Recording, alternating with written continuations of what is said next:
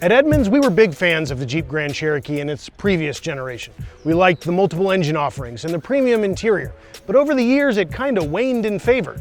The V6 became less impressive against class rivals, and the ride quality honestly wasn't that good compared to more modern SUVs, stuff like the Kia Telluride and the Honda Pilot. Thankfully, the decade-old design of the Jeep Grand Cherokee has been completely thrown out the window, and there's a brand new one behind me. The bigger, and we'll find out if it's any better, Grand Cherokee L.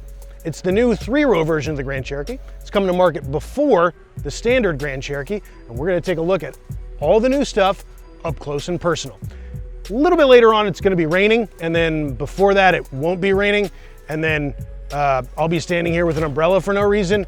The continuity police you can just leave now. We don't need you. Almost forgot. Before we get to that, click like and subscribe below. Click the link for the article with all the details and the specs on this new Jeep Grand Cherokee L.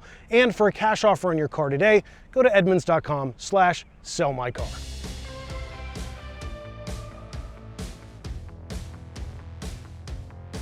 So, how much does this cost?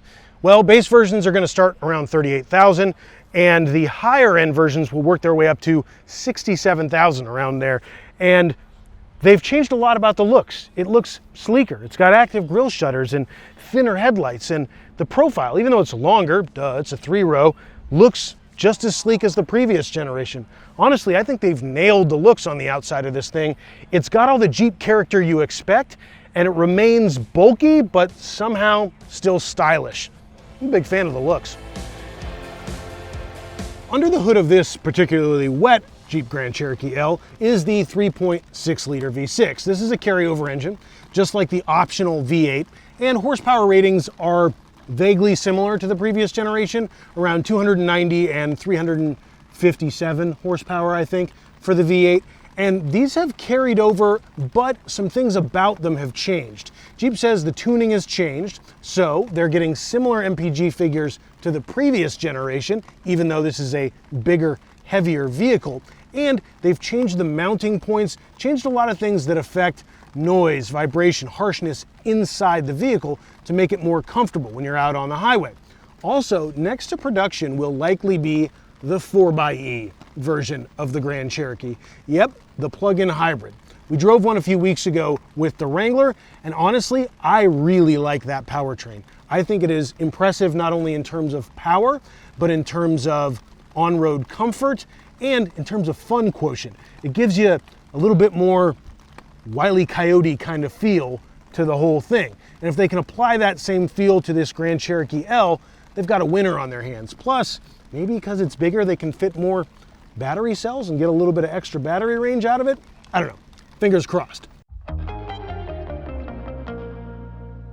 Out on the highway, one of the things that we noticed with the previous generation Grand Cherokee that has definitely improved on this model is ride comfort and noise levels. This is a much more comfortable ride. The one we're in currently has air suspension, so it does have a bit of a floaty feel over big bumps on the highway, but on B roads, 55-mile-an-hour speed limit, it's really comfortable. And it's not noisy at all. It's super quiet in here.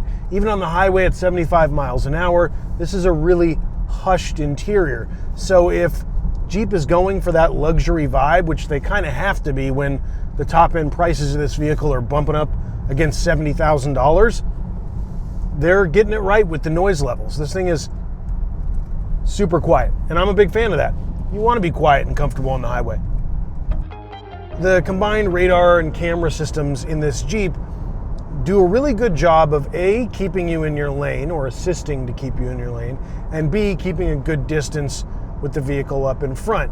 Now they call this a hands-on system, which is the right thing to call it, and it means you want to keep at least one hand on the wheel, and really it keeps you pretty centered in the lane. It's not a lot of ping-ponging off the lines, but the lane keep assist is not aggressive, but it's not too weak. There's a balance to find there with these assist systems, and this one finds a really good balance. And then there's the adaptive cruise. I've been cut off a few times in traffic while using it. You know, you set it to 70, the speed limit, but then someone moves over in front of you going 65, And one of the pitfalls that these systems can have is it hits the brakes really hard. With this system, it seems to know that there's enough distance and it slows down with some relative ease. It's pretty smooth. They say that once all of the systems are turned on, they'll have level 2 capabilities, which means basically you're doing hands-on with driving assist. Jeep has programmed in an interesting warning system. Now, some cars will do a vibrating seat, some will beep at you on the dash.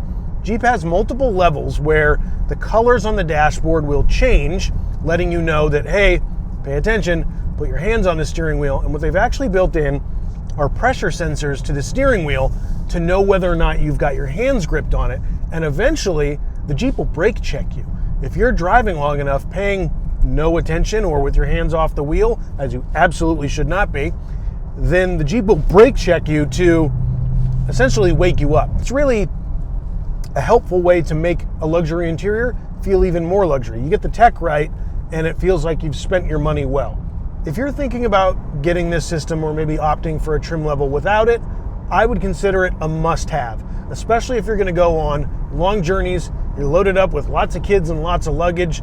Anything you can do to contribute to the lack of fatigue, go ahead and check that option on the sheet. One of the things that the Grand Cherokee, and this new one, the Grand Cherokee L, the 5th gen, has always had going for it is the impressive towing numbers. This generation with the V6 can max out at 6,200 pounds of towing, and with the V8, 7,200 pounds of towing. And that's really impressive for this class of vehicle. Now, if you get something with a truck chassis, body on frame, those numbers are going to go up, but you're going to lose comfort a little bit. The thing that you get here is a nice balance of impressive towing numbers and on-road comfort. So you don't get beat up as much as you would in something larger and more robust, but you still get really impressive towing numbers, and you can pull something like a boat behind you. Where rivals like the Explorer, for instance, can only tow 5,600 pounds, and the Telluride can only tow 5,000 pounds. If you want to go with the V8 and a 7,200 pound rating and tow your big pontoon boat to the lake for the weekend, go for it. Combined with all the active driving aids that you get standard or optional on the Grand Cherokee L, how easy is it to drive? Well, honestly, it doesn't feel any bigger than the previous generation, and it's just as easy to drive as a compact crossover. Sure, the dimensions are a little bit different from when you're parking, but there's really good visibility, big side mirrors. Jeep has worked to get the belt line or the bottom line of the windows really low, so you have good side visibility when you're driving on a tight, curvy road. You can see where the edges are. Forward visibility is good. Hood is kind of long, can't really see very close in front of you, but you expect that in this class. And rear visibility is really good too. I can see directly into the back window. There's a button here to fold down the headrests in the 3rd row, so you can do that without having to climb back there and fold them down yourself. And really, this is not any harder to drive than the previous generation.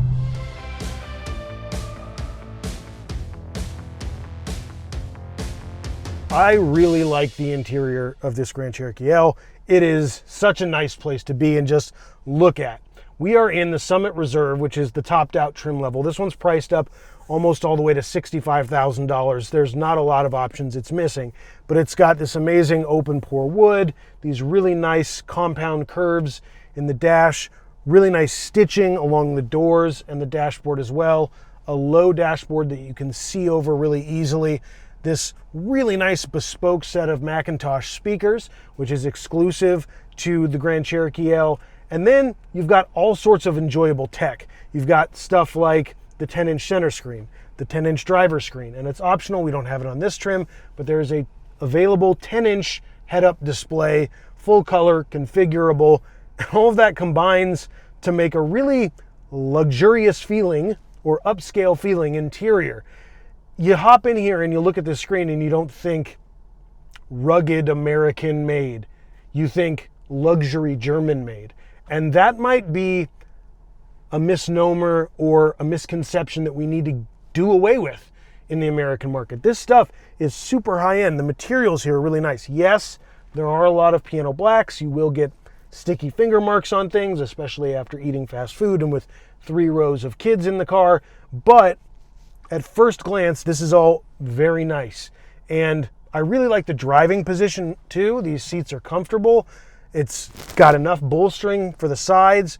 Steering wheel is tilt and telescope as well.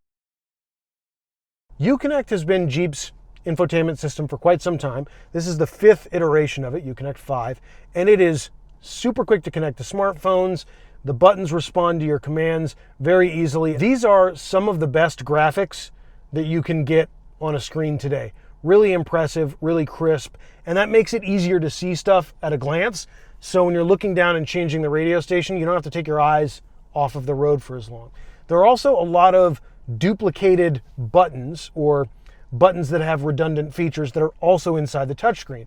So stuff like heated and ventilated seats, the volume knob, the tuner knob, those are all duplicated on the touchscreen and in physical controls, so that if you're looking ahead and you just remember where the control is, easy to draw your hand to it and make the command. There are lots of nice little storage cubbies. These all pop up. There is wireless Apple CarPlay and Android Auto connection. So that means you can connect your smartphone from the moment you get in the car. There's wireless cell phone charging, 2 USBs, 2 USB-C ports. There's more storage in here, plenty enough for large water bottles, and decent size door pockets. But all of that notwithstanding, this is a 3-row SUV, so we want to take a look at what's going on in the back. How do I fit behind myself and behind myself and whatever? How do I fit in the 3rd row? And now we're in the 2nd row. So this is where you will put foreseeably your friends or your kids or whatever. Plenty of space back here. Lots of room underneath the seat for my feet. Lots of leg room. If I move the seat all the way back, so far that I can't even reach the center console, and plenty of headroom, hip room, lots of places for your stuff. There's center console cup holders here, as well as a place for tablets, books, smartphones, whatever. 2 USB and USB-C ports. That's 4 charging ports on top of the 3-prong plug, plus a nice center console where you can take out this bit and make it larger for more stuff. Now this is optional. This is the captain's chairs, but you can get a bench seat here for seating more passengers. Let's take a look what it's like in the 3rd row. So, put that 2nd row seat in place. Sitting behind myself, this is the inception of rows, the 3rd row, and I have plenty of space back here. There's a little bit of limiting space for footroom, but I could definitely sit next to another adult here, and plenty of headroom, plenty of elbow and arm room, and this is a comfortable seat. Now, you're not gonna be able to store a lot of stuff behind me if you got 3 rows of passengers, but this is a really nice place to be. And in the 3rd row, you got a pair of USB and USB-C ports. So you can charge 4 more devices back here. How many devices do you need? So on the freeway, on back highways, it's just a big, comfortable, easy to pass other vehicles, 3-row SUV. It's exactly what you want for your family. And now that we've done plenty of on-road driving, let's take it for some off-road driving. We are in 4-low rock mode in the, let's do the surround camera, not that that'll help. In the overland trim level of the Grand Cherokee L in a pouring thunderstorm in the outskirts of Michigan, outside of Detroit. I'm being guided up a rock course. This is just the greatest thing ever. We're in the highest suspension mode. We are also in rock mode, which controls the suspension, and in 4-low. Now this does have a transfer case, unlike some of the other crossovers in this segment. I hope that's a skid plate. Oh, there we go. A lot of funky sounds. Left, right. Okay. This is, I mean, I'm glad this isn't my car. I'll say that much. And this is a really, oh, there it is. Frightening section. Can't see what's going on. Trying to pay attention to the spotter, not the cameras. This is harrowing stuff. And in the rain with no traction on these rocks, it's even wilder. Oh. This is an inch by inch thing. This is some of the scariest driving you can possibly do. Oh, and it sounds like it's breaking everything, but this Grand Cherokee is really holding up to this abuse. Thank you, cameramen, for standing outside and getting that. Oh, that's frightening. It stopped raining, so I don't need this umbrella anymore, but it's still really humid outside. Anyways, there's more tech, more powertrains, more rows than ever before, and the Jeep Grand Cherokee L definitely stands within a shot of knocking competitors right off the top of the podium. There are a few things standing in its way though. The high pricing on the top end means it competes with luxury rivals and bigger, more capable three-row SUVs that are built with body-on-frame technology. But really, this is a very enjoyable, likable SUV to drive, and I can't wait to get it in-house at Edmunds. I want to see what it's like up against the Telluride in particular, and rivals like the Pilot and the CX-9. I think it'll do really well in a comparison test. Plus, it tows a lot more. For more information on the Jeep Grand Cherokee L, click the link below. Click like and subscribe too if you like these kinds of videos. And for a cash offer on your car today, go to edmunds.com/sellmycar.